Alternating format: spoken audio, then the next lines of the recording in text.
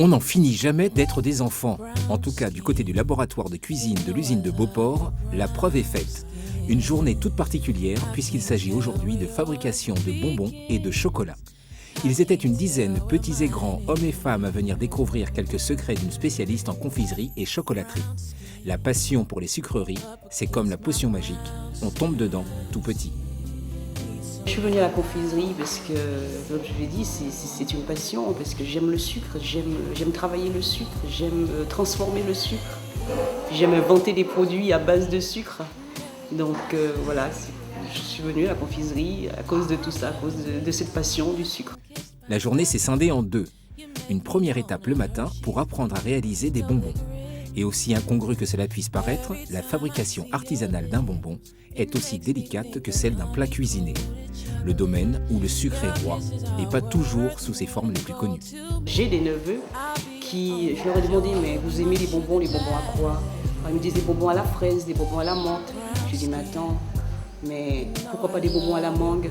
Pourquoi pas des bonbons passion? Pourquoi pas des bonbons corosol? Et j'ai envie de faire ça et je ferai ça. Une pause pour déguster les petits berlingots à l'ordre du jour de cette matinée et le groupe, essentiellement de la même famille, se retrouve pour une séance d'apprentissage de fabrication de petits chocolats.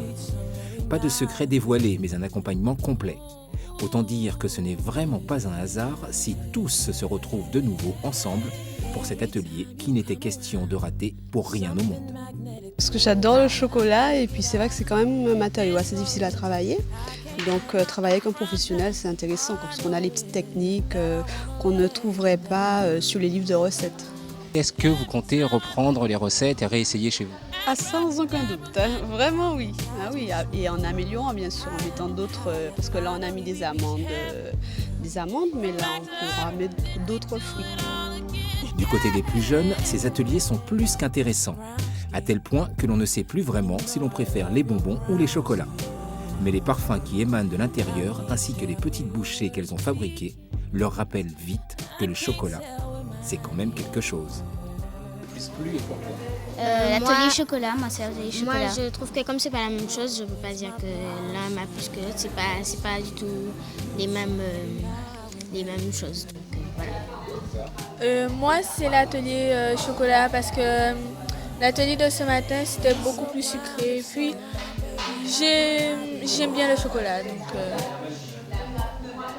Entre sourires, bonnes humeurs et parfums de bonbons ou de chocolat, cette journée passée restera longtemps dans les mémoires, comme des instants magiques dont les formules resteront encore longtemps secrètes pour la plupart, sauf pour ceux qui y étaient.